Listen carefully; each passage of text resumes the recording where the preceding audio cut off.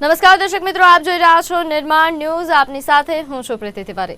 દર્શક મિત્રો, સ્થાનિક સ્વરાજ્યનો જે સંગ્રામ ખેલાયો એનું આજે પરિણામ આવી ગયું છે. એક મહાનગરપાલિકા અને 66 નગરપાલિકાનું જે રિઝલ્ટ આવ્યું, જેમાંથી 55 પર ભાજપે ભગવો લહેરાવ્યો છે. જે પહેલા પણ રાજકીય વિશ્લેષકો દ્વારા જે અનુમાન લગાવવામાં આવ્યું હતું, પત્રકારોએ જે સ્થાનિક સ્તર પર જઈને જે સર્વે કર્યું, જે રીતે જનતા સાથે વાત કરી અને આ જ પ્રકારના પરિણામની ચર્ચાઓ થતી હતી ને એવા જ પ્રકારનું પરિણામ છે.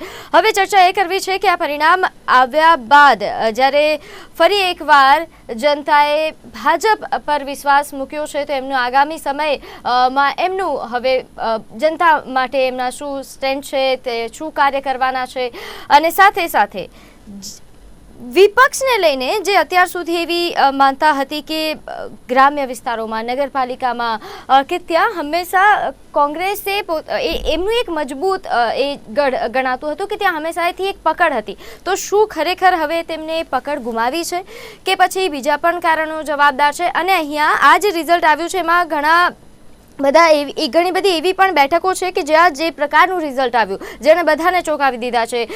2 બેઠકો કે જ્યાં અપસેટ સર્જાયું છે, કુતિયાણા કે જ્યાં સપાની સત્તા આવતા હવે કાંધલ જાડેજાનો દબદબો જોવા મળશે. નોંધ કે ઢેલીબેનના 30 વર્ષના શાસનનો અંત આવ્યો છે.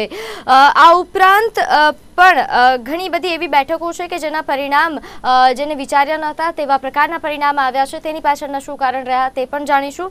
ઓવરઓલ આ પરિણામો પર ચર્ચા કરવી છે. ચર્ચા કરવા માટે મારી સાથે 4 મહેમાનો ઉપસ્થિત છે. મારી સાથે જાણીતા એવા રાજકીય વિશ્લેષક પ્રશાંતભાઈ ગંડવી, જાણીતા એવા રાજકીય વિશ્લેષક જયેન્દ્રભાઈ બ્રહ્મભટ્ટ, સાથે ભાજપથી નેતા હેમાંગ પટેલ અને કોંગ્રેસથી નેતા વિરમભાઈ દેસાઈ મારી સાથે ઉપસ્થિત છે. પહેલા તો આપ ચારેયનું નિર્માણ ન્યૂઝ પર સ્વાગત છે. હેમાંગભાઈ, આજે તો તમારે મીઠાઈ વેચવાનો સમય આવી ગયો છે. ખુશી હશે તમામ જગ્યાઓ પર આ ઉત્સાહની સાથે.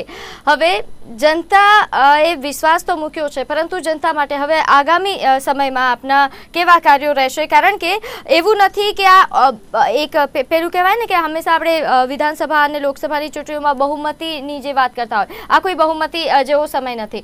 કારણ કે ઘણી બેઠકો પર જનતાએ એ પણ બતાવ્યું છે કે હવે એમને એટલો બધો વિશ્વાસ રહ્યો નથી.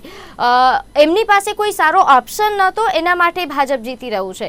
એટલે એની ઉપરનું પણ તમે તમારું વિશ્લેષણ જણાવો કે આ જીત પર પહેલા તો આપની પ્રતિક્રિયા અને હવે આગામી સમય માટેનો આપનો વ્યૂ. સૌપ્રથમ તો આપણી ચેનલના માધ્યમથી દરેક મતદારોને જે લોકશાહીની પ્રક્રિયામાં ભાગ લઈ અને એમને જે સારામાં સારું નિષ્પક્ષ મતદાન કર્યું એ બદલ એ લોકોનો આભાર. આ પ્રક્રિયામાં જોડાયેલા ચૂંટણી પંચના અને ચૂંટણી સાથે જોડાયેલા તમામ કર્મચારીઓનો ખૂબ ખૂબ આભાર. અને ટીવીના માધ્યમથી આપ લોકોએ પણ ખૂબ સારી જે અને લોકોમાં જનજાગૃતિ લાવે એ બદલ આપ લોકોનો પણ ખૂબ ખૂબ આભાર. હવે સૌ પ્રથમ કે જે રિઝલ્ટ આવ્યું છે એ સંપૂર્ણ પ્રજાએ ભારતીય જનતા પાર્ટી તરફી નરેન્દ્રભાઈની સરકાર અને નરેન્દ્રભાઈમાં સંપૂર્ણપણે વિશ્વાસ રાખી અને ડબલ એન્જિનની સરકાર ને ભૂપેન્દ્રભાઈની સરકાર 100% ત્રીજું એન્જિન જોડાય એ માટે સરકારને સ્પષ્ટ બહુમતી આપી છે અને એના કાર્યો પૂર્ણ કરવા માટે સંપૂર્ણપણે ભારતીય જનતા પાર્ટીના ચૂંટાયેલા દરેક ઉમેદવારો, ત્યાંના કાર્યકરો અને અમારી બધી જે ચૂંટાયેલી પાંખ બધા જ કટિબદ્ધ છે અને ખૂબ સારામાં સારું રિઝલ્ટ આપશે. 100% અને ખૂબ સારી બહુમતી આપી છે. કોંગ્રેસને બિલકુલ જે રિઝલ્ટની અપેક્ષા નહીં હોય એટલું ખરાબ રિઝલ્ટ કોંગ્રેસનું આવ્યું છે અને ભારતીય જનતા પાર્ટીને જે રીતે બધાએ વિજય કર્યો છે એ બદલ દરેક મતદારોનો અમે ફરી વખત ખૂબ ખૂબ આભાર માનીએ છીએ. જે રીતે હેમાંગભાઈએ કહ્યું કે કોંગ્રેસનું આ વખતનું જે રિઝલ્ટ છે તે હવે કોંગ્રેસના તમામ નેતાઓએ બેસીને વિચારવું પડશે કે શું કારણ છે કે તમામ જગ્યાઓ પર ધોવાઈ રહ્યા છો, શું કારણ છે કે હવે એ પકડ જે પહેલા એક સમય પર એટલી મજબૂત પકડ હતી આ તમામ વિસ્તારો પર, ત્યાં હવે ગુમાવી રહ્યા છો.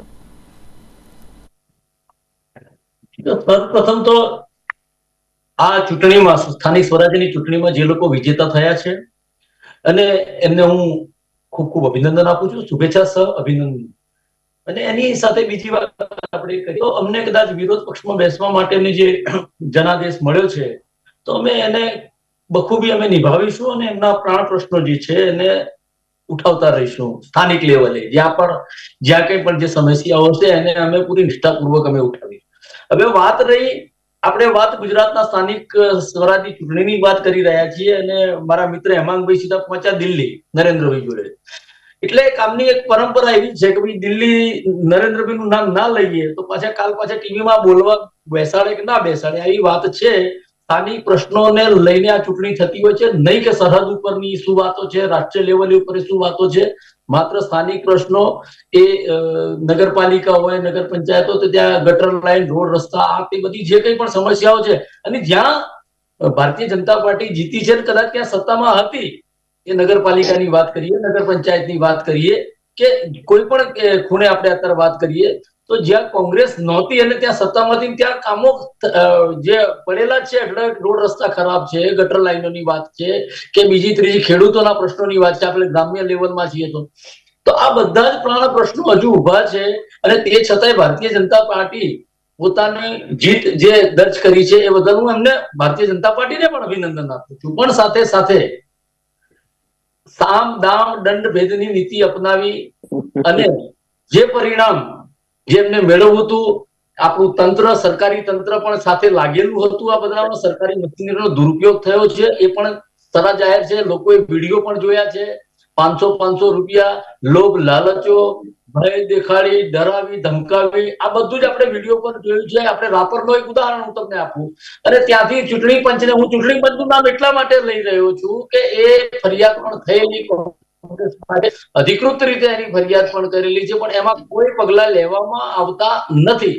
એટલે પણ સાથે સાથે અમે અંગ્રેજોની સામે પણ લડ્યા હતા. જયારે કંઈ હતું નહીં અમારી પાસે ત્યારે પણ અંગ્રેજો સામે લડ્યા હતા ને અંગ્રેજો સામે અમે જીત લડી.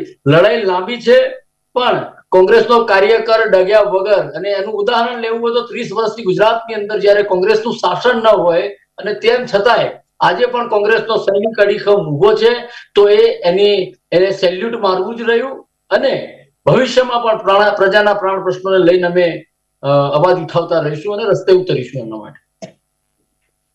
ભાઈ, આપનું શું માનવું છે આ પરિણામોને લઈને, આપની પ્રતિક્રિયા? અને જે રીતે વિરમભાઈએ જણાવ્યું કે ઘણી જગ્યાઓ પર જે ફરિયાદો ઉઠી હતી તો ખરેખર શું આ ચૂંટણીમાં જનતાને ભોળવાવ્યા બાદનું આ પરિણામ છે? જનતા ભોળવાઈ ગઈ? ઘણી બધી સેટ પાલિકાઓમાં નાના મોટા અપસેટ સાથે આજનું આ પરિણામ, અને આપણે પૂછ્યું કે જનતાને ભોળવીને ભોળવાનું એક જગ્યાએ, બે જગ્યાએ, 5 જગ્યાએ હોય, 68 નગરપાલિકામાં ના હોય. ભોળવાનું આમાં આપણે એવું નથી કોઈને કોસવું છે ને કોઈના વખાણવા છે, પણ મૂળ જે પરિસ્થિતિની નિર્માણ થયું છે છેલ્લા એક દાયકાની અંદર, એમાં અહીંની ક્યાંક ને ક્યાંક ગુજરાત કોંગ્રેસ, આપણે જે ઘણા સમયથી વાત કરતા છીએ કે એમને પડકારમાંથી આવકારની દિશામાં એમને આવવાનું છે. એના માટે એમને સારી એવી મહેનત કરવી પડશે. ભારતીય જનતા પાર્ટી નગરપાલિકા તરીકે વિકાસના કામ કરે ના કરે, જે વિકાસ એક નિરંતર પ્રક્રિયા છે. 50% થાય, 50% ના પણ થયો હોય, ઘણી બધી જગ્યાએ એ ત્રુટી પણ રહી ગઈ હોય, પણ એ ત્રુટીને આફતને અવસરમાં કન્વર્ટ કરવા માટેનું સૌથી મોટું કામ વિપક્ષનું છે. અને એ ક્યાંક ને ક્યાંક આપણે સૌ માનીશું. કારણ કે તમે સમજો કે સલાયા જેવા એક વિસ્તારમાં કોંગ્રેસ જીતી, જે રાજકીય પાર્ટીનું ક્યાંય અસ્તિત્વ જ નથી ગુજરાતમાં, જેનું ફૂલ ફોર્મ લખતા કોઈ નથી આવડતું, એવી સમાજવાદી પાર્ટી જો 2 નગરપાલિકા જીતી શકતી હોય અને 135 વર્ષ જૂની કોંગ્રેસ 50% નગરપાલિકા ઉપર કબજો ના મેળવી શકતી હોય, કારણ કે ભાજપની ચર્ચા અમારે કરવી જ નથી, કારણ કે ભાજપ પર અમારા કરતા જનતાને અપાર અતૂટ વિશ્વાસ છે. દર વખતે આપણે ચૂંટણી પરિણામમાં આ રીતે ચર્ચા કરતા જ હોઈએ છીએ. શું થશે, શું થયું, આપણે ચૂંટણી જાહેર થવાની હોય એ પહેલા, જાહેર થયા પછી, પરિણામના દિવસે ચર્ચા ખૂબ કરીએ છીએ. પરિણામ આ રીતે જ આવે છે કે 100 માંથી 90 સીટ ભાજપને હોય. આ દિલ્હીનું પરિણામ જોઈ લો તમે, આખું હરિયાણાનું પરિણામ, વિધાનસભામાં પણ આ પરિસ્થિતિ હોય છે. એટલે ભાજપ તો એનું કામ કરી રહી છે જે કરવાનું છે સારી નરસી રીતે, પણ સામે છેડે વિપક્ષને જે કઈ નાની મોટી તકલીફો પડે છે, ચૂંટણી પણ સામે તકલીફો પડે છે, જનતાઓની વચ્ચે જવામાં તકલીફ પડે છે, જનતાની વચ્ચે જઈને પણ મતમાં રૂપાંતરિત કરવામાં તકલીફ પડે છે. એનું કામ કોંગ્રેસ કેવી રીતે કરશે, જેમ આ બધી વાતચીત થઈ રહી છે એ મુજબ, એના માટે અથાગ પ્રયત્ન. કારણ કે ભાજપ અમને એવું કહે છે કે અત્યારે જે કોંગ્રેસનો સમય છે એ અમારો સમય ઇમરજન્સીમાં હતો અને અમે આ જ ફેસમાંથી પસાર થયેલા છે, તો આપણે અડીખમ ઊભા થયા છે. હવે જે થઈ રહ્યા છે એ આપણી સામે છે. મૂળ વાત નગરપાલિકાના ચૂંટણીમાં કેવું હોય કે એક તો વિસ્તાર બહુ નાનો હોય, એટલે એવું તો તમે કહી જ ના શકો કે પહોંચી નથી વળાતું. 5 વર્ષ મળે છે અને 5 કિલોમીટરની રેડિયસનો ઘણા ડાયામીટર, 5 કિલોમીટરની ત્રિજ્યા અથવા 5 કિલોમીટરના ડાયામીટરમાં વસેલું નગર, જેમાં સ્થાનિક નેતાઓને, સ્થાનિક કાર્યકરોને અને રાજકીય પક્ષોને પૂરતો સમય 5 વર્ષનો મળે છે મહેનત કરવાનો, અને આ ઇમોશન્સથી જ લોકો ચૂંટીને લાવતા હોય છે. વત્તા જનતાને બહુ જ નાના નાના પ્રશ્નો માટે જ તમારી પાસે આવવું પડતું હોય છે. બાકી તો એક ઇકોસિસ્ટમ છે, એમાં જઈને ઊભું રહેવાનું છે, પોતાના કામ કઢાવવાના છે.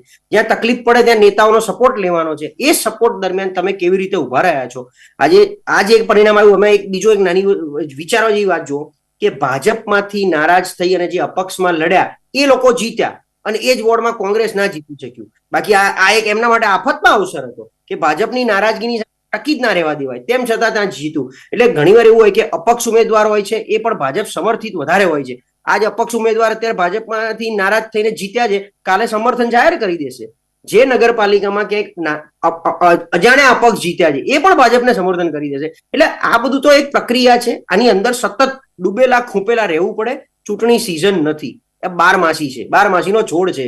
એટલે એ રીતે તમારામાં અથાગ પ્રયત્ન કરીને, કારણ કે હવે તો અમે જ થાક્યા છે આ બધી ચર્ચા કરીને કે જીતું રે ભાજપ, કોંગ્રેસે કેટલું કોસવું, આ ચર્ચા કરીને હવે થાક્યા છે. એમાં અમને આ થાક ઉતારવા માટે ખરેખર જો કઈને મહેનત કરવાની તો કોંગ્રેસ છે. એટલે ક્યારે બહાર આવશે ભગવાન જાણે. યસ, આજનું આ પરિણામ ઘણા બધા સેટ અપસેટ સર્જ્યા છે. ઘણા બધા, જેમ કે જુનાગઢમાં 1-2 જણનું રાજકારણ પૂરું કરવાના પણ પ્રયત્ન થયા. ગિરીશભાઈ કોટેચાનો પુત્ર હાર્યો. એટલે આવા અપસેટ તો ચાલતા રહે. આની અંદર અગેન કે એવો, એટલે આ જ રીતે એક સારી બેટિંગ અને એક સારું ફિલ્ડ, લેવલ પ્લેઇંગ ફિલ્ડ રાજકારણમાં લોકોને મળે અને આવી ઘણી બધી ચૂંટણીઓમાં આપણે હેલ્ધી ચર્ચા થતી રહે એવી આપણે બધા આશા રાખીએ છીએ. જયેન્દ્રભાઈ, જે બેઠકો પર ભાજપની નુકસાન થયું છે, ભાજપની હાર થઈ છે, ત્યાં શું કારણો રહ્યા એ પણ જાણવું છે. જેમ કે સલાયાની વાત કરીએ, આ ઉપરાંત ગારિયાધારમાં, કઠલાલમાં, આ જગ્યાઓ પર ભાજપને જે નુકસાન ભોગવવું પડ્યું. જૂનાગઢની એક હમણાં જે ત્યાં તો એવું જ હતું કે કદાચ એમના નામે તો એમના કોટેચાના પુત્ર છે એટલે કદાચ એ જીતી જ જશે એવી પ્રકારની વાત હતી. પરંતુ ત્યાં હવે એવી ચર્ચા થઈ રહી છે કે હાર્યા કારણ કે તે એમનો જૂથવાદ ન કરે, કોંગ્રેસના કારણે કે કોઈ બીજી પાર્ટીના કારણે હાર્યા હોય એવું નથી, અંદરોઅંદરનો જૂથવાદના કારણે એ હાર્યા છે. તો આ જે નુકસાન જ્યાં ભાજપે ભોગવવું પડી રહ્યું છે તેની પાછળના કારણો શું છે? એમાં ફરીથી ઘણી બધા અલગ અલગ કારણો હોય છે. દરેક ગામ વાઇઝ અલગ હોય છે. જેમ આપણે જુનાગઢની વાત કરીએ તો ગિરીશભાઈ કોટેચાનું એક બહુ કદ્દાવર નેતા તરીકે જુનાગઢમાં નામ ઉભું થયેલું. પાછલી વિધાનસભા લોકસભામાં કરેલી કામગીરી અને નારાજ થયેલા કેટલાક લોકોના સમૂહે એવું નક્કી કરતા હોય છે કે આપણે આ કદ્દાવર નેતાને કર્તુસાઇઝ કરવો એ રાજકારણમાં નિયમ છે. એમાં ટોપ ટુ બોટમ આ બધી પરિસ્થિતિનું નિર્માણ ભૂતકાળમાં થયેલું છે અને ભવિષ્યમાં આ જ પરિસ્થિતિ કન્ટિન્યુઅસ રહેશે. જેવી રીતે સલાયા અને કોતિયાણાની વાત કરી તો ત્યાં આગળ સમાજવાદી પાર્ટીનું આગમન એ માત્ર સિમ્બોલ જ છે. એનું કારણ માત્ર એટલું જ છે કે અમે ઘણી બધી ચૂંટણીઓમાં, વિધાનસભાની ચૂંટણીઓમાં તો ખાસ જોયું છે કે કદ્દાવર ભાજપનો, કોંગ્રેસનો નેતા હોય એ ખર્ચને સેટલમેન્ટ કરવા માટે કેટલાક કમિટેડ વોટર્સોના વોટ એન્ટી એના ઉમેદવારની ના જાય, એના માટે આવા રાષ્ટ્રીય પાર્ટીના ઉમેદવારો કે પ્રાદેશિક પાર્ટીના સિમ્બોલ લઈને ચૂંટણી લડતા હોય છે. એનો મિનિંગ સમાજવાદી પાર્ટી ગુજરાતમાં આવી ગઈ એવું નહીં, પણ કુતિયાણા અને એ બેઠક એવી છે કે જ્યાં જાડેજા ફેમિલી, સંતોકબેન હોય કે સરવન મુંજા હોય કે પછી આપણો કાંદલભાઈ હોય, જે બી હોય એ લોકોનું એક વ્યક્તિગત પારિવારિક એક વર્ચસ્વ છે, સમાજ પર વર્ચસ્વ છે, રાજકીય વર્ચસ્વ છે. એ અપક્ષમાંથી જીત્યા છે, એનસીપી માંથી જીત્યા છે. એટલે આ બધી વસ્તુ એ જ છે. અને એ જ રીતે આપણે જોઈએ છે ભાવનગરમાં સોલંકી ફેમિલી, હીરાભાઈ સોલંકી, પુરુષોત્તમ સોલંકી, એ કોઈ પણ સીટ પર ઉભા રહે છે. એ સીટ પર એમના જિલ્લાની તો સારી બહુમતીથી જીતે છે. એમની સામેનો ઉમેદવાર ટક્કર લઈ નથી શકતો. એટલે હારજીત ગૌણ દરેક સીટ વાઇઝ અલગ છે. પણ ભાજપ જેમ જેમ એનો વ્યાપ વધતો ગયો એમ કેટલાક મહત્વકાંક્ષી નેતાઓએ એમની નારાજગી ચૂંટણી દરમિયાન બતાવી છે. એમાં વલસાડ બી આવી જાય છે, જુનાગઢ બી આવી જાય છે, કઠલાલની વાત કરીએ તો કઠલાલ કે આવી જાય છે. પરંતુ પ્રજાએ બી સાથે સાથે એવું નક્કી કર્યું એવું લાગે છે કે જે સ્થળે જે ઉમેદવારોના પસંદગીમાં પાર્ટીએ ભાજપના કે કોંગ્રેસના જેને બી ભૂલો કરેલી છે એ ભૂલોનું ધ્યાન દોરવા માટે અને સબક શીખવાડવા માટે એ ઉમેદવારને હાર આપી છે. કેમ કે ઘણા બધા લોકો એવું સમજતા હોય છે કે નગરપાલિકા અમારા બાપ દાદાનો વારસો જાળવવાનો છે અને એના કારણે તમે જુઓ કે ગિરીશભાઈ કોટેચા જેવાના પુત્ર બી હારી જતા હોય. ભૂતકાળમાં જેમ આપણે કેટલાકના નિરંજનભાઈ પટેલ ધારાસભ્ય બનેલા હતા એ હારી ગયા હતા. કેમ કે એ બધાને એવું હતું કે નગરપાલિકામાં સત્તા મારા કહેવાથી આવે, ધારાસભ્ય તરીકે હું રહું કે એમ કાંઈ હું સંસદ સભ્ય તરીકે રહું. કેટલાક મહત્વાકાંક્ષી નેતાઓની શાન ઠેકાણે લાવવા માટે પ્રજા અને પક્ષના જવાબદાર સક્રિય કાર્યકર્તાઓ આ કામગીરી કરતા હોય છે. એ રાજકીય પક્ષ ભાજપ હોય, કોંગ્રેસ હોય. મેં મારા લાંબા જાહેર જીવનના આ બધા અનુભવોમાં આ બધી જ વસ્તુ પ્રેક્ટિકલી જોયેલી છે. ટોપ ટુ બોટમ, મોટા નેતાથી માંડીને સામાન્ય કાર્યકર સાથેની બી આ પરિસ્થિતિ છે. સવાલ એ થાય છે કે ભાજપને બેનિફિટ સૌથી વધારે એટલા માટે થાય છે કે કોંગ્રેસ નબળી પડી ગઈ છે. જે કોંગ્રેસ એક જમાનામાં 148 ધારાસભ્યો જીતાડતી હોય, મંત વિજયદાસજી જેવા કુતિયાણાના નેતા હતા જે એક જમાનામાં કિચન કેબિનેટના કિંગ કહેવાતા, પ્રબોધભાઈ રાવલ હતા, માધવસિંહભાઈ હતા, જેસીડી પટેલ હતા, જીનાભાઈ દરજી હતા. એવા આમ સમાજ પર અસર ધરાવતા નેતા કોઈ રહ્યા નથી. એમાં પણ અહેમદભાઈના અવસાન થયા પછી શક્તિસિંહ જેવા સૌમ્ય નેતા રાજકીય પક્ષમાં ના ચાલે. એમાં થોડી કડકાઈ જોઈએ. ભરતસિંહનું ગ્રુપ અલગ થઈ જાય, શક્તિસિંહભાઈનું અલગ થઈ જાય, મોઢવાડિયા જેવા પાર્ટી છોડીને જતા રહે. જે નેતાઓને કોંગ્રેસે ભરપેટ આપેલું છે, ના ધરાય એટલી પદો આપેલા છે. સંગઠનમાં પદ હોય, કોઈ નિગમમાં પદ હોય, મિનિસ્ટ્રીમાં પદ હોય, એ લોકો પણ જો ભાજપ કોંગ્રેસ છોડીને ભાજપમાં જતા રહે તો કોંગ્રેસે બહુ જ લાંબા સમય સુધી પ્રયત્નો કરશે. ત્યારે એક સબળ વિપક્ષ તરીકે આવશે. જ્યાં પ્રજાની કોઈક એવી અપેક્ષાઓના કારણે ક્યાંક કોંગ્રેસ જીતાડી છે, ત્યાં આગળ કોંગ્રેસના કોર્પોરેટરો સેટિંગ કરી નાખે છે. પ્રજાના પ્રશ્નોની કોઈ રજૂઆતો નથી કરતા. મેં પાછલી ડિબેટમાં બી કીધેલું કે ભાઈ 258 નીચે કોર્પોરેશનમાં કરેલા નગરપાલિકામાં કરવામાં આવેલા કેટલાક ચેલેન્જેબલ ઠરાવો જે આંખે ઉડીને વળગે એવું હોય છે કે આ ખોટો ઠરાવ થયેલો છે, આ ટેન્ડરમાં ખોટી પ્રોસેસ થઈ છે, એને પણ કોઈ ચેલેન્જ કરનારું નથી. કોઈ આરએમસીમાં એટલે રિજનલ મ્યુનિસિપલ એના કમિશનર જોડે રજૂઆત કરતા. માત્ર ને માત્ર સત્તા એટલે એક કોર્પોરેટર હું બની ગયો છું, પક્ષના નામે બન્યો, થોડો સમાજના ટેકાથી બન્યો, આ બતાવીને કોંગ્રેસ પોતાનું અસ્તિત્વ ત્યાં ટકાઈ રાખેલું છે. એના જ કારણે તમે જુઓ કે આણંદ જેવા જિલ્લામાં જ્યાં આગળ કોંગ્રેસનો બહુ જ લાંબા સમય સુધી ગઢ રહેલો હતો, માધવસિંહભાઈ, ઈશ્વરસિંહ જેવા કટ્ટાવર નેતાઓ હતા, ત્યાં આગળ તમે આંકલાઓમાં જુઓ કે ભાજપ મજબૂત બની ગયું. જે સીટો 33 વર્ષ સુધી કોંગ્રેસ ધારાસભ્ય પદે ચલાવતી હતી તે સીટો એમના એ વિસ્તારોમાંથી વોટિંગ જતા રહ્યા, વોટર આ ઘણી બધી વસ્તુ જોવાની જરૂર છે અને એવું માનું છું કે કંઈક ફેર પડશે. આ પહેલા તમામને એક મહત્વના સમાચાર જણાવી દે દર્શક મિત્રો. હાલ જૂનાગઢના ચીતાખાના ચોકમાં કોંગ્રેસના વિજય સર્કલ્સમાં પથ્થરમારાની ઘટના સામે આવી છે. વોર્ડ નંબર 8માં કોંગ્રેસનો વિજય થયો હતો અને ત્યાં આ પથ્થરમારાની ઘટના સામે આવી, મારામારીની ઘટના સામે આવી છે. જો કે હાલ પોલીસ દ્વારા અહીં ચુસ્ત બંદોબસ્ત ગોઠવીને તમામ જે પરિસ્થિતિ જ્યાં વણસી હતી તેને કંટ્રોલમાં લઈ લેવામાં આવી છે. ચર્ચાને આગળ વધારીએ.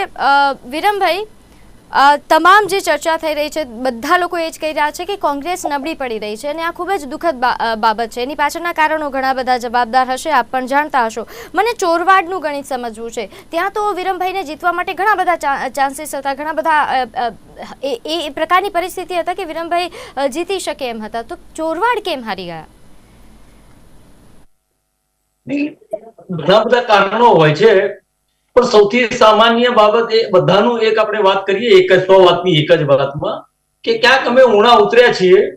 ચોરવાડની વાત હોય કે બીજા ક્ષેત્રની પણ વાત હોય તો અમે પ્રજાના પ્રાણ પ્રશ્નો અને જે ભારતીય જનતા પાર્ટી જે રીતે દુષ્પ્રચાર જેનો કર્યો છે અને જે ભ્રષ્ટાચાર જે કોંગ્રેસ ભારતીય જનતા પાર્ટી દ્વારા કોંગ્રેસ એને લઈ જવામાં પ્રજાના મન સુધી પહોંચાડવાના અને જે કામ અમે કરવાના છીએ એ ક્યાંક એમની સુધી પહોંચાડવામાં અસફળ રહ્યા છીએ એ જ કારણ હોઈ શકે. બીજું કોઈ કારણ અત્યારે હાલ સ્પષ્ટ રીતે થઈ શકે ના. આનું વિશ્લેષણ બી થશે અને બેસીશું, આની ચર્ચા થશે, મનોમંથન પણ કરીશું અમે. પણ જે કઈ પણ ઘટનાઓ જે બની છે અત્યારે, આ જનાદેશ જે મળ્યો છે એ અત્યારે હાલ માથે સ્વીકારવો રહ્યો અને માથે ચડાવવાનો રહ્યો. આ ઉપરાંત હેમાંગભાઈ, જે જગ્યા ઉપર ભાજપને નુકસાન પહોંચ્યું છે ત્યાંના પાછળના કારણો આપ શું જુઓ છો? ચોક્કસ ઘણી સીટો પર ભાજપની હાર થઈ છે. એ સામાન્ય વસ્તુ છે કે 10% થી 12% સીટો પર કદાચ ભાજપે ગુમાઈ છે, પણ જે કોઈ ત્યાંની તકલીફો હશે, જે સ્થાનિક પ્રોબ્લેમો હશે, એ પ્રોબ્લેમો ઉપર સંપૂર્ણપણે આજે સાંજે વિજય સરઘસ નીકળ્યા પછી વિજય ઉત્સવ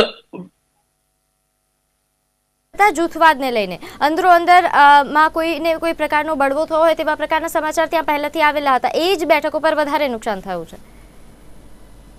ભાજપની અત્યારે બેઠકમાં બધી ચર્ચાઓ થવાની શરૂઆત થઈ ગઈ છે. ભારતીય જનતા પાર્ટી જે દિવસથી રિઝલ્ટમાં ક્યાંક નાનામાં નાની ક્ષતિ રહી છે, 100 સીટમાંથી 1 સીટ પણ નથી આવતી, તો એની પણ વિચારણા તરત કરવામાં આવી કે ભાઈ આ સીટનું નુકસાન છે, કયા કારણથી ગયું, શેના માટે ગયું, અને જે કોઈ એક્શન લેવાના આવે છે એ 24 કલાકની અંદર ભારતીય જનતા પાર્ટી એક્શન લઈ લેતી હોય છે. એટલે એ પ્રોબ્લેમ ફરી વખત રિપીટ ના થાય એની ખૂબ ચિંતા કરે છે ભારતીય જનતા પાર્ટી. એટલે દર વખત તમે જોજો કે આજે 2 સીટથી લડનાર પાર્ટી આજે આ સ્ટેજ ઉપર ધીમે ધીમે પહોંચી. તો ક્યારે પહોંચી કે મનોમંથન ભારતીય જનતા પાર્ટીમાં છે જ, અને એ મનોમંથન નાનામાં નાના કાર્યકરથી લઈને છેક ઉપર સુધીના દરેકની બેઠકોમાં દરેકના રિવ્યુ લેવામાં આવે છે અને જાણવા આવે કે કયા કારણો આમાં હતા, અને જે કારણ હોય એનું 100% ભારતીય જનતા પાર્ટી સોલ્યુશન લાવે છે. એમાં કોઈ બી રીઝન આવી જતું હોય એ દરેક રીઝનનું અમે 100% સોલ્યુશન લાવીએ જ છીએ. અને બીજા નંબરે કે આમાં પ્રજા ભારતીય જનતા પાર્ટી સાથે છે જ. ભાઈ કહેતા હતા કે દિલ્હીની વાત કરી, દિલ્હીની વાત નહીં, નરેન્દ્રભાઈની વાત કરવી તો 100% જરૂરી છે. અને એક વસ્તુ છે કે એમને જે વિચારધારા આપી એ વિચારધારાથી જ ભારતીય જનતા પાર્ટી અત્યારે અમારી ચાલી રહી છે. એમને જે યોજનાઓ મૂકી એ યોજનાઓ નીચે ભૂપેન્દ્રભાઈએ અમલમાં લીધી, અને ગ્રામ્યમાં જે યોજનાઓ ચાલી છે એ દરેક કાર્યકર નીચે સુધી લઈ ગયા, અને એ દરેક યોજનાઓનો પૂરેપૂરો અમલ થાય. એટલે તમે ગઈકાલે બી ન્યૂઝમાં જોયું હશે કે ભાઈ ભૂપેન્દ્રભાઈએ એના માટે કમિટી બનાવી કે યોગ્ય ગ્રાન્ટ અને યોગ્ય યોજનાઓ નું પૂરેપૂરું 100% અમલીકરણ થાય અને દરેકને 100% પૂરેપૂરો એમાં ફાયદો મળે. છેવાડાના માનવી સુધી બી યોજના પહોંચવી જોઈએ અને સરળતાથી લોકો સમજી શકે અને વધુમાં વધુ લોકો ફાયદો લે, એના માટેની એક આખી કમિટી બનાવે છે, એના માટેનો સ્પેશિયલ સ્ટાફ ઉભો કરે છે. એટલે કહેવાનો ભાવ છે કે જે યોજનાઓ ખૂબ સારી રીતે ચાલી રહી છે, લાભાર્થીઓની સંખ્યા ખૂબ સારી છે, એ છતાં પણ એને વધુ સારી રીતે કઈ રીતે ઇમ્પ્લિમેન્ટ થાય એના માટે પૂરેપૂરી તાકાત ભારતીય જનતા પાર્ટી લગાવી રહી છે. એટલે અમને પૂરેપૂરો વિશ્વાસ છે કે કદાચ આ વખત જે આ રિઝલ્ટ છે એના કરતા પણ ખૂબ સારું રિઝલ્ટ આવશે. અને અમારામાં એવું નથી, કોઈ પણ ડિસિઝન લેવાય તો નાના કાર્ય, મેં હમણાં પણ કીધું કે વિચારવામાં નાના કાર્યક્રમનું સજેશન લેવામાં આવે છે, એની ઉપરના બી લેવાય, ગાંધીનગર થી બી લેવાતું હોય કે ભાઈ આની પાછળના રીઝનો શું, અને બધાનું મંથન થાય. અને અમારામાં આ પ્રક્રિયા ખૂબ સામાન્ય છે. દરેક વખતે અમારી કાર્યશાળાઓ ચાલતી હોય છે, એ સિવાયની અમારી ઘણી બધી બેઠકો થતી હોય છે, અને એમાં કાર્યકરથી લઈ પ્રતિનિધિના કાર્યકરો બી ગુજરાત લેવલની હોત. એટલે અમારી ભારતીય જનતા પાર્ટીમાં જે મનોમંથનની જે વિચારધારા છે એ ખૂબ સારી છે, અને સારું રિઝલ્ટ આવ્યા પછી પણ હજી આને જી આપનો અવાજ ક્લિયર નથી આવી રહ્યો, અને આમ પણ સમય થયો છે એક નાનકડા વિરામનો. આપણે ફરી મળીએ દર્શક મિત્રો, એક નાનકડા વિરામ બાદ આપણે ચર્ચાને આગળ વધારીશું.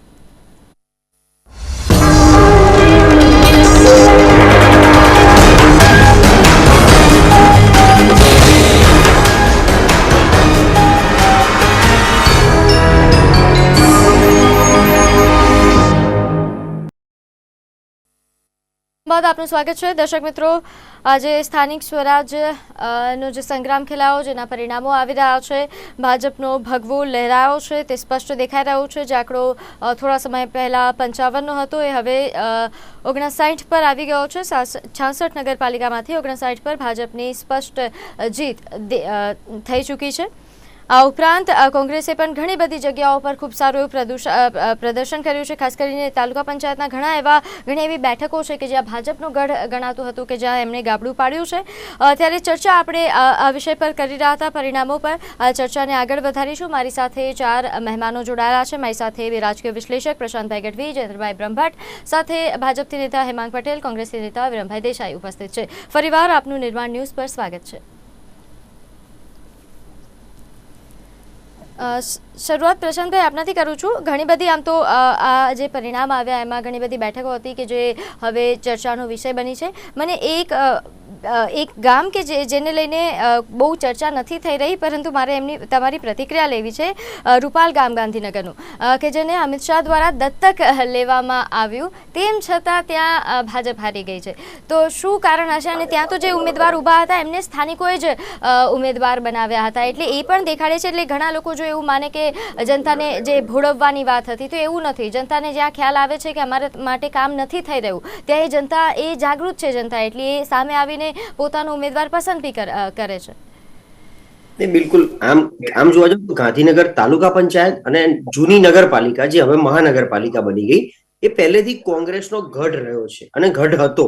આ તો ભાજપે હમણાં વખતે આંચકી લીધો, અને જયારે આમ આદમી પાર્ટી ત્યાં જીતીને આવી 44માંથી, કોર્પોરેશનની વાત કરું છું, એ જ રીતે તાલુકા પંચાયતમાં પણ કોંગ્રેસે આ વખતે થોડું ઘણું ખાતું ખોલ્યું. અને રૂપાલ જેવા કેસમાં ઘણીવાર શું થતું હોય કે ડાયરેક્ટ જે મૂળ અમિત શાહે પોતે દત્તક લીધું છે, અને અમિત શાહ એ એક્ઝેક્ટલી ત્યાં નહીં પણ બીજા નજીકના એક વિસ્તારથી બિલોંગ પણ કરે છે. લોકસભા સીટ પણ એમની છે. પણ ક્યાંક કમ્યુનિકેશન ગેપ આવ્યા હોય, ઇન ધી સેન્સ કે પ્રજાને જરૂર હોય ત્યારે તમને કોઈ રજૂઆત કરી હોય, કોઈ મેલ કર્યો હોય, કારણ કે હવે કેવું થયું છે, પ્રજા સ્થાનિક નેતાને ઓળખવાનો પ્રયત્ન કરતી જ નથી. કારણ કે આખું ભાજપ આખા દેશમાં 2 ચહેરા ઉપર ચૂંટણી લડે છે, મોદી અને અમિત શાહ. એટલે જે કંઈ હોય ત્યાં કમ્યુનિકેટ કરવાનું. એટલે એમાં ક્યાંક મને લાગે છે કચાશ બી એવી રહી ગઈ હોય, અને ઉપરથી કોઈ જવાબ ના આવ્યો એટલે થોડો ઘણો એ બી રોષ આવ્યો હોય, વત્તા કોઈ કાર્યક્રમ આપ્યો હોય અને એ કાર્યક્રમ ના થયો હોય, વત્તા જે કંઈ વાયદા કર્યા હોય નાના મોટા ગાંધીનગરને લઈને, જિલ્લાને લઈને, રૂપાલને લઈને, એ વાયદા પણ હજી સુધી, અને સમસ્યા ત્યાંની ત્યાં હોય. અમારે ઘણી વાર, હું અમદાવાદમાં જે વિસ્તારમાં રહું છું ત્યાં ખુદ અમિતભાઈ આવીને કમિટ કર્યું છે કે 1 વર્ષમાં સેલાના તમામ પ્રશ્નો હલ થઈ જશે, પણ એ થવાના નથી. મને ખબર છે ટેકનિકલ ઇસ્યુ છે, હું ટેકનિકલી અંદર ડીપલી ઇન્વોલ્વ થયેલો છું, એટલા માટે ખબર છે. એમ આવું બધું થતું હોય છે. એટલે આ અને આવા ઘણા ગઢના કાંગરા ખરી જવાની પાછળના મુખ્ય કારણ હોય છે, જે હું ક્યારનો કહું છું, ઇમોશનલ ફેક્ટર, ટચ ફેક્ટર, કે રોજ બરોજ આટલો નાનો વિસ્તાર છે, 5 વર્ષ મળતા હોય છે ભાજપના અને કોંગ્રેસના ઉમેદવારોને. એ 5 વર્ષ દરમિયાન, કારણ કે નગરપાલિકાની અંદર પ્રશ્નો બહુ નાના હોય છે. રસ્તા, પાણી ભરાઈ જવું, ચોમાસામાં 1 ઇંચ વરસાદમાં પણ ઘૂંટણ સમાણા પાણી ભરાઈ જાય, સ્ટ્રીટ લાઇટો બંધ થઈ જાય, રસ્તાની હાલત બિસ્માર હોય, નગરપાલિકાની પોતાની હાલત પણ બિસ્માર હોય. ઘણી જગ્યાએ નગરપાલિકાના બિલ્ડિંગો બી એટલા સારા નથી હોતા કે ત્યાં જઈને કામ કરવું બી ગમે અને લોકોને અંદર જઈને પોતાનું કામ ચીંધવું ગમે, કારણ કે બિલ્ડિંગો જેવી સારી નથી હોતી ઘણી જગ્યાએ. એટલે આવા નાના પ્રશ્નો, અને આ બધાની ઉપર થોડું ઘણું જાતિ જ્ઞાતિનું સમીકરણ, કે ભાઈ મારા જ્ઞાતિવાળાને મળી છે, ક્યારની રજૂઆત કેટલાય ટાઈમથી થતી હતી, ચલો આ વખતે ભાજપે ના આપી પણ કોંગ્રેસે તો આપી, તો આપણે એના માટે મહેનત કરો. એટલે કોંગ્રેસનો એ ઉમેદવાર થોડો મજબૂત બને, કદાચ જીતી ના શકે. અને ભાજપ બહુ આ વખતે તમે જોયું તો બહુ પાતળી સરસાઈથી જીત, કોઈકને મેં જોયું બાવળામાં 1 વોટથી, કોઈ 5 વોટથી જીત્યું. એટલે આવી નાની સરસાઈથી જીતી જાય. એટલે કોંગ્રેસ ક્યાંય નથી એવું પણ આપણે ક્લેમ ના કરી શકીએ. કોંગ્રેસ એની એક ફાઇટ આપે. આ તો ભાજપની ક્યાંક પસંદગી લોકોમાં વધારે ઉતરતી હોય, અમુક ટકાવારીમાં વધારે ઉતરતી હોય, અમુક જગ્યાએ ભાજપના કામ પણ દેખાતા હોય. કામ એટલે આજે એના કાર્યકરો, હું તમને બહુ સ્પષ્ટ વાત કરું કે અમારો વિસ્તાર અમદાવાદનો એક્સટેન્ડેડ વિસ્તાર, જ્યાં આજ સુધી અમારી સોસાયટીમાં કોંગ્રેસ ભૂલથી પણ આવ્યું નથી. 2500 વોટનું ટાઉનશીપ છે. એક પણ વાર કોંગ્રેસે આવીને કે ભાઈ ચલો તમારું આધાર કાર્ડમાં તકલીફ છે, મતદાર યાદી તમારે હવે બદલવાની હોય, તમે સ્થળાંતર થઈ બહારથી આવ્યા છો અહીંયા, તો તમારે મતદાર યાદીમાં નામ ઉમેરો કરવો છે, અથવા તો નવરાત્રીમાં એમના ચલો અમારું બેનર લગાવી દો, ભાજપ વાળા આવે છે કે ભાઈ અમારું બેનર લગાવી જાઓ, એમ આ રોજબરોજની નાની મોટી પ્રક્રિયા હોય છે એમાં ક્યાંક ને ક્યાંક ભાજપ પાસે ફોજ મોટી છે. કોંગ્રેસમાં આંતરિક જૂથબંધી અને હવે એક સમય ચોક્કસ પાકી ગયો છે કોંગ્રેસના મોવડી મંડળમાં પ્રથમ હરોળના નેતાઓને માર્ગદર્શક મંડળમાં મૂકવાનો સમય પાકી ગયો છે. કારણ કે જ્યાં સુધી આ જો નહીં થાય તો હવે જે ટિયર 2 જે છે રેન્જ અમારા વિરમભાઈ જેવા એ લોકો પણ હવે નાસીપાસ થશે દિવસે દિવસે. કારણ કે એક માણસની એક પક્ષ તરીકે પણ એક લિમિટેશન હોય. ક્યાં સુધી રાહ જોવાની? 25-25, 30-30 વર્ષ સુધી સત્તામાં નહીં આવી શકતા હોવા છતાં એ લોકો ન એમની જગ્યા છોડે. ટિકિટમાં હજી પણ આજે પણ આંકલાઓ અને આણંદ નગરપાલિકાની અંદર જે કંઈ એ લોકોએ મેન્ડેટ નથી આપ્યા કોંગ્રેસે. કેમ? કારણ કે ત્યાં જો કોઈ મેન્ડેટ આપે તો વળી પાછો ભડકો થાય. ત્યાં ભરતભાઈ અને અમિતભાઈનું સામ્રાજ્ય ચાલે છે. એમને પૂછ્યા વગર ટિકિટ ના ફાળવી શકાય. ટિકિટ ફાળવે અને મેન્ડેટ આપે તો ભડકો થઈ જાય. એટલે આ હજી પણ આંતરિક જૂથબંધીમાંથી બહાર નહીં આવે તો આના કરતા પણ ખસ્તા હાલત થશે એ એમને ખબર છે. એટલે આનો ઉપરથી ધડ મૂળથી અને ખરેખર કેડર 2 આજે તમે સમજો કે 30-30 વર્ષમાં સત્તામાં નહીં હોવા છતાં પણ એમના પ્રવક્તાઓ એમના કાર્યકરો હજી પણ જઈને તો ઉભા રહે છે. હાવ કે એવું તો નથી થયું. કેટલાની ડિપોઝિટ ગઈ કોંગ્રેસમાં આમ જોવા જાવ તો? આખા નગરપાલિકાની ચૂંટણી લઈ લો તમે તો માંડ 2-4-5 જગ્યા એવી હશે જ્યાં ડિપોઝિટ ખાલી ઘાટલોડિયામાં ગઈ છે. બાકી ડિપોઝિટ ક્યાંય નથી ગઈ. આવી એટલે ખરાબ હાલત કોને કહેવાય? કોંગ્રેસમાં ક્યાંય નથી. જે હારજીત થઈ છે બહુ પાતળી સરસાઈથી થઈ છે. એટલે ઓવરઓલ લોકો એમની રીતે મહેનત કરતા હોય પણ વિચારધારા ઘુસાડવી, મતમાં રૂપાંતરિત કરવું એના માટે સતત પ્રયત્નશીલ રહેવું પડે, જે અત્યારે કોંગ્રેસ નથી એ આપણે સૌ જાણીએ છીએ. અને ભાજપ સતત છે. ખાલી ભાજપ લોભ, લાલચ, સામદામ, દંડભેદ એ એક અલગ વિષય છે. પણ વિષયથી ઉપર પણ રોજબરોજની જે મેં વાત કરું છું એમાં પણ ભાજપ થોડું આગળ છે. એટલે જે વાત કરી હેમાંગભાઈ કે ફોજ મોટી છે અને કદાચ એના કારણે કાર્યકર્તાઓ ખૂબ સક્રિય છે, ખૂબ સારી રીતે કાર્ય કરી રહ્યા છે અને એના કારણે લોકોને તેઓ મતદાન મથક સુધી પહોંચાડવા માટે જે કમિટેડ વોટર્સ છે તેમને ત્યાં પહોંચાડવા માટે સફળ રહ્યા અને એનું પરિણામ આજે આપણે જોઈએ છે. પરંતુ એવા સ્થળો કે જ્યાં જનતા જાગૃત છે, જ્યાં જનતાને ખબર છે કે અહીંયા અમારા કામ નથી થઈ રહ્યા, ત્યાં એમણે સામેથી આવીને જે વોટ કર્યો, જેમ કે રૂપાલનું ઉદાહરણ લઈએ તો મને એ સમજવું છે કે ત્યાં કેમ હાર? ત્યાં અમિત શાહ દ્વારા જે ગામને દત્તક લેવામાં આવ્યું હોય ત્યાંની જનતા પણ એમનાથી નારાજ છે, ત્યાં પણ કામ નથી થતા. તો અન્ય જગ્યાઓનું કામ કેવા પ્રકારનું થયું હશે એ તો બધાને ખબર જ છે. આ ઉપરાંત આ પહેલાં ઘણી સમસ્યાઓની જો વાત કરીએ તો નગરપાલિકાઓની સ્થિતિ આપણે જોઈ છે. ઘણી સમાચાર થોડા સમય પહેલાંના જ હતા. ઘણી બધી નગરપાલિકાઓના બિલ નહોતા ભરાતા. આ ઉપરાંતની નગરપાલિકાઓની જે બિલ્ડિંગ્સની જે હાલતો છે એ ખૂબ ખરાબ છે. તેમ છતાં અત્યારે પરિણામ જોઈને એવું કે તેમ છતાં તમે જીત્યા છો. તો હવે આગળનું તમારું જે કાર્ય શું હવે સુધરશે સ્થિતિ? હવે શું આ નગરપાલિકાઓની પરિસ્થિતિ સુધરશે તેવી આપ ગેરંટી આપી શકો? તેવી જનતાને આ બાબતે કઈ રીતે હવે મનાવશો? આ સમયગાળાની અંદર અને આજથી જ આજે બી કે કમલમ પર પ્રેસ મીડિયા છે, અમારા સીએમ સાહેબ આવે છે, CR પાટીલ સાહેબ આવે છે અને આજથી મનોમંથન આનું શરૂ થશે. અને જે મેં પહેલા પણ તમને કીધું કે જે કોઈ નાના મોટા પ્રોબ્લેમ છે એ આ ટર્મની અંદર 110% સોલ્યુશન આવશે. જે ચાહે ઇન્ફ્રાસ્ટ્રક્ચરના હશે કે એ સિવાયના બીજા કોઈ પણ પ્રોબ્લેમો હશે. અત્યાર સુધી જેટલી આપણે ડિબેટમાં ચર્ચાઓ કરીએ છીએ, જે પ્રોબ્લેમ ઉપર ચર્ચાઓ કરવી પડે છે એનું રિપીટેશન તો નહીં જ થાય 100%. અને ભારતીય જનતા પાર્ટીનું જીતનું મેઇન કારણ છે. અને એવું નથી કે હાર જીત માટે જ કરશે, પરંતુ કાર્યકરો સાથે પણ આની 100% બેઠકો થશે. જીતની ખુશી બી કાર્યકર સાથે મનાવાશે અને આનું વધુ સારું શું કરવું એના માટે બી મનાવાશે. અને ભારતીય જનતા પાર્ટી હંમેશા કેડર બેઝ પાર્ટી રહેલી છે અને એ કાર્યકર્તાઓની જ પાર્ટી છે, જે એનું માઇક્રો મેનેજમેન્ટ છે. અમારી પેજ પ્રમુખ સુધીની વ્યવસ્થા છે, કેડર બેઝ પાર્ટી છે. એટલે અમારે ક્યારે આ વસ્તુમાં કે ભાઈ નાનામાં નાની વસ્તુમાં મંથન કરવું, ચિંતન કરવું, આ અમારા રૂટીનમાં આવી ગયેલી વસ્તુ છે. અને મંથન, ચિંતન, નાની બાબતથી કોઈ પણ નાનો કાર્યક્રમ અમે કરતા હોય ને તો પણ એની બેઠક કરતા આવીએ છીએ કે નાનામાં નાની રેલી કરવી હોય, સભા કરવી હોય તો પણ એની ચર્ચા થાય, એનું પ્રી પ્લાનિંગ થાય અને પછી જે એ કાર્યમાં ભારતીય જનતા પાર્ટી આગળ વધે છે. અને આ અમારું એક શિક્ષણનો ભાગ છે.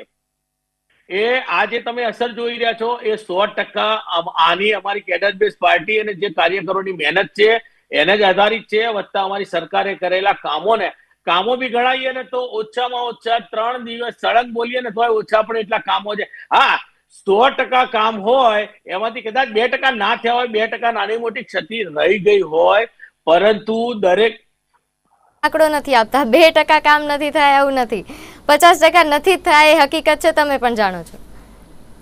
ના એટલું બધું ના હોય બેન. એક સીધી વસ્તુ છે કે તમે આજે ગાંધીનગર થી નીકળીને તો તમારા સ્ટુડિયો પર આવવું હોય તો કેટલી વાર લાગે છે? આજે પહેલા જે માટે કલાક જતો તો આજે 20 મિનિટ પણ પરાણે થાય છે, એટલામાં તો પહોંચી જવાય છે.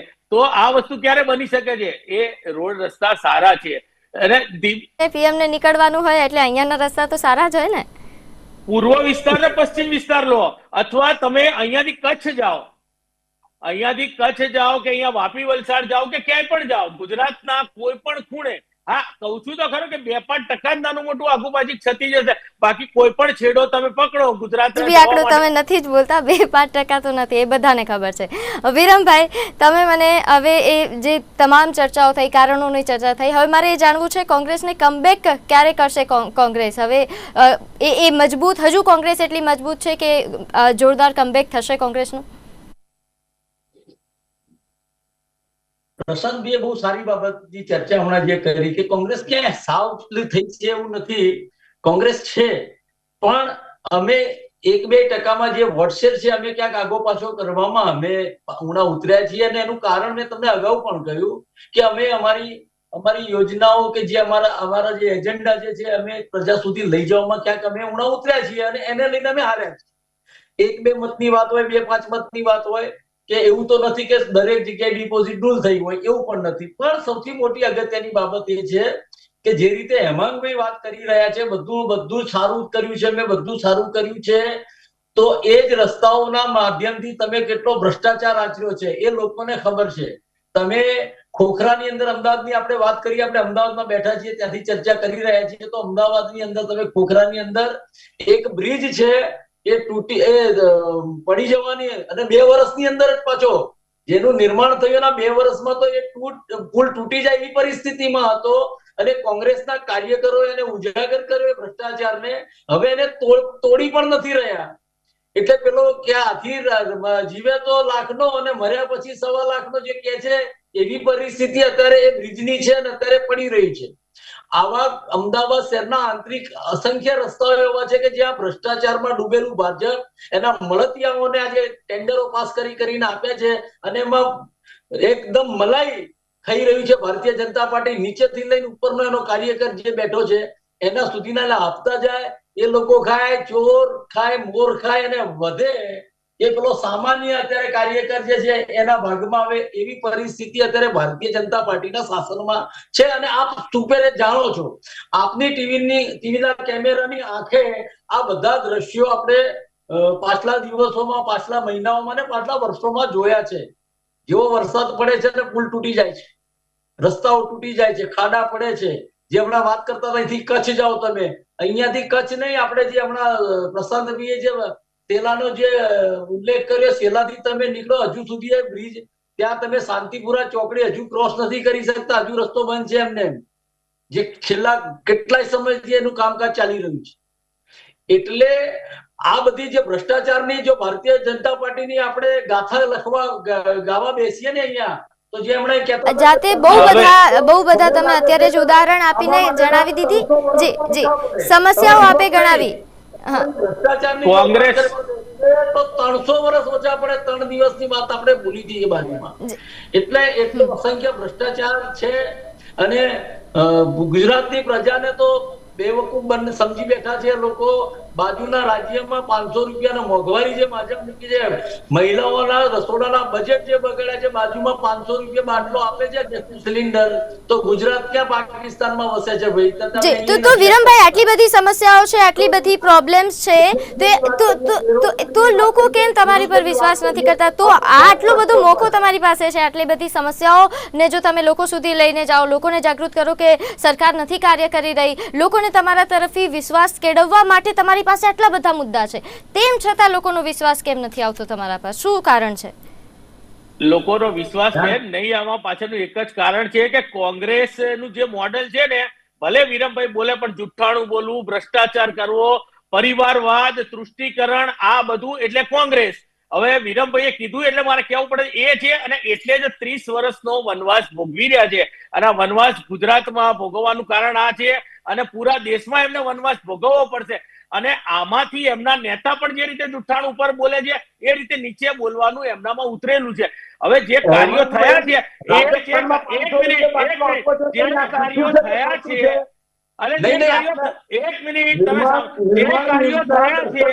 ખબર પડવી જોઈએ કે 500 રૂપિયાનો સિલિન્ડર, ગેસ સિલિન્ડર તમે રાજસ્થાનમાં આપો છો, સાચી વાત કે ખોટી વાત?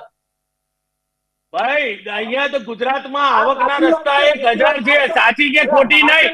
આ બધી રેવડી આપવાની સિસ્ટમ તમે પાડેલી છે. આ બધી રેવડી. હવે તમે મુદ્દાની વાત ઉપર આવો. બીજા નંબરે હવે એમનું 1 મિનિટ બેન છું કે જ્યારે ડિબેટ્સમાં ચર્ચા થતી હોય ત્યારે બંને પક્ષ પાસે કહેવા માટે ઘણું બધું છે. બંને પક્ષ પાસે એવા મુદ્દાઓ હોય છે, એ પ્રકારની વાતો હોય છે કે જેનાથી તેઓ જનતાને પોતાની તરફી કરી શકે એમ છે. તેમ છતાં એ ગ્રાઉન્ડ લેવલ પર બંને એટલા ખરા નથી ઉતર્યા. ભલે ભાજપ જીત હાંસલ કરતી હોય, પરંતુ એ એટલી બધી પણ એ જીત પર એ ગર્વ ન લેવું જોઈએ, કારણ કે એ કોઈ બહુમતી નથી. એ ખબર છે કે કઈ રીતે જીત હાંસલ કરી છે. અને કોંગ્રેસ જે આટલી બધી સમસ્યાઓ ગણાવી રહી છે, એમની પાસે ઘણી બધી જગ્યાઓ પર એટલા મોકા મળ્યા છે કે જનતાનો વિશ્વાસ પોતાની તરફ કરી શકે એમ હતી, તે નથી કરી શકતી. આ બધાના કારણો શું છે? પરિસ્થિતિ આપણા રાજ્યમાં કેવી છે આપના મતે? રાજકીય પક્ષોની, તમામ પક્ષોનું વિશે જણાવશો. જો આમાં બે ત્રણ વસ્તુ એવી છે કે પહેલી આપણે વાત કરીએ વિપક્ષ તરીકે. વિપક્ષ તરીકે કોંગ્રેસ સતત 30 વર્ષથી સત્તાથી વિમુખ રહ્યું, એના કારણે નબળું પડી ગયું છે. પ્રજાને એમના પ્રત્યે કોઈ બી પ્રજાના પ્રશ્નો ઉઠાવવામાં સતત ઉઠાવવા પડે. વર્ષો પહેલા યાદ છે કે જયારે ભાજપ સત્તા પર નથી તો અશોકભાઈ ભટ્ટ હાડિયામાં ડબ્બો લઈને પકડાવતા નીકળી જતા, તેલનો કેરોસીનનો ભાવ વધ્યો હતો. કોંગ્રેસ કોક જગ્યાએ વિરોધ કરે છે, એના દેખાવો કરે છે, ધરણા કરે છે, કાળી પટ્ટી બાંધે છે, પણ એ પછી શું? બીજા દિવસથી સૌ કાર્યકર્તાઓ પોતપોતાના કામ ધંધે લાગે છે. બીજી વસ્તુ, આપ વિપક્ષ તરીકે આપ સુરતમાં ને બીજે ક્યાંક થોડી મજબૂત થવા લાગી. એમને સુરતમાં થઈ જોયું કે આપમાં બેઠેલા બનેલા કોર્પોરેટર જીત્યા પછી ક્યાં તો ભાજપમાં જોઈન થઈ જાય છે, ક્યાં તો રાજીનામું આપે છે. એમના અંદરના સેટિંગ શરૂ થાય છે, એના ઓડિયો વિડીયો બહાર જાય. પરિસ્થિતિ એવી આવે છે કે પ્રજાને ખબર છે કે ભાઈ આપમાં કે કોંગ્રેસમાં કે XYZ રાજકીય પાર્ટીઓમાં કોઈ પણ પ્રકારનો વિશ્વાસ મૂકી શકાય એવું કોઈ સબળ નેતા નથી. તમે જુઓ કે ચૈતર વસાવા આપ તરીકે કેન્ડિડેટમાં આવ્યા કે ભિલિસ્તાનની માગણીની રજૂઆતો કરે છે. ટ્રાઇબલ પટ્ટામાં ધરમપુરથી માંડીને છેક તમે શામળાજી સુધીનો ખૂણો જુઓ, ભાજપ મજબૂત કામ કરે છે. કેમ કે ભાઈ એમને ક્યાંક એવું લાગે છે કે બીજા કરતા બેટર ધેન અધર્સ છે. એના કારણે આ બધી પરિસ્થિતિ થાય છે.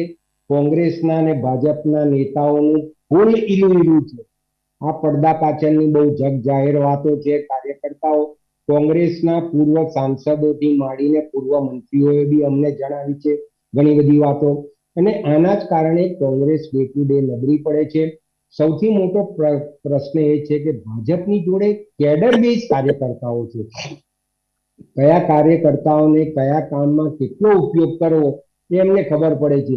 જેમ આપણી ડિબેટમાં તમે જુઓ કે ભાજપના કોક કાર્યકર્તા કે કોક ડિબેટર પ્રવક્તા થોડો વીક પડી જાય કે ભાજપ પર કોંગ્રેસનો પ્રવક્તા હાવી થઈ જાય અને ક્યાંક ઢીલો પડે તો એને થોડો ટાઈમ એને બ્રેક આપે છે અને પછી કહે છે તમે પાર્ટી લેવલે તૈયાર થઈને આવો.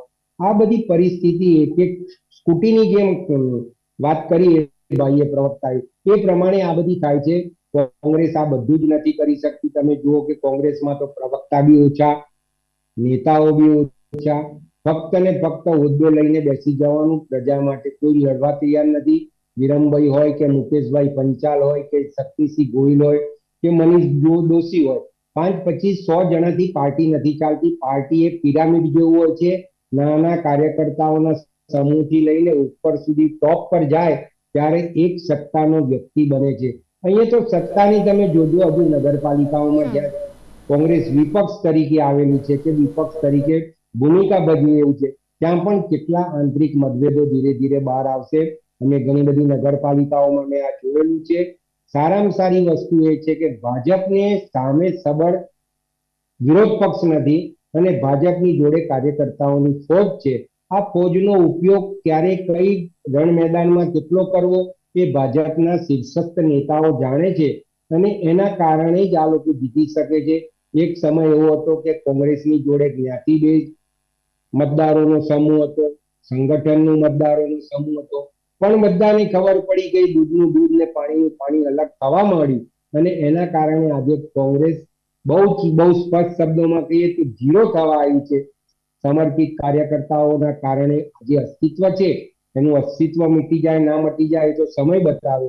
પણ જે પાર્ટી આટલા બધા વર્ષો જૂની હોય, જેની પેઢી દર પેઢી પક્ષ સમર્પિત સમાજ ધરાવતી હોય, એ આજે પાર્ટીમાં આજે ઝીરો થઈ જવા જેવી સ્થિતિ આવી છે અને એના કારણે જ ભાજપને બહુ મોટો ફાયદો થઈ ગયો છે.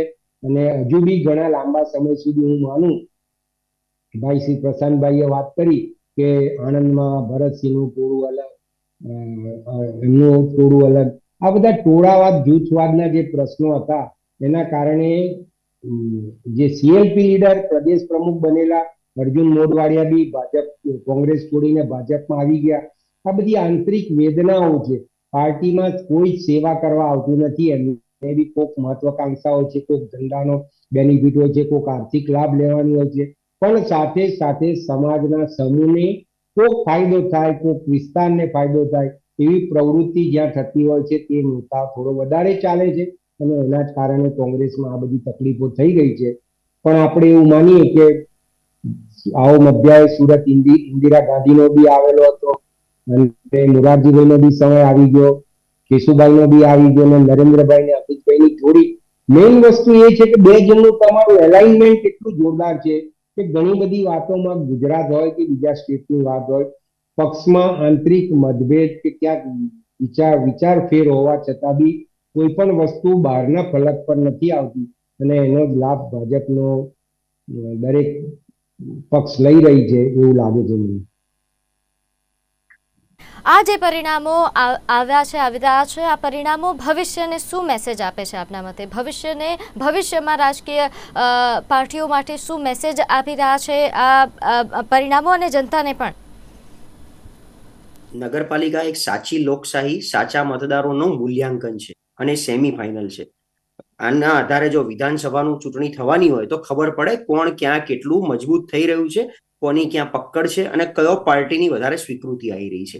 અને એના માટે નિરંતર આપણે જે વાત થઈ આના ઉપરથી આ લોકોએ કામ કરવાનું હોય છે. એટલે આની અસરો ડેફિનેટલી હવે સીધી આના પછી પહેલા તો આપણી મહાનગરપાલિકા બધી આવશે, અમદાવાદ, બરોડા, સુરત, જે 8 મોટી, અને ત્યારબાદ વિધાનસભાની તૈયારીઓ ચાલુ થઈ જશે 2027ની. આ 25 ને 26 2 વર્ષ મળશે.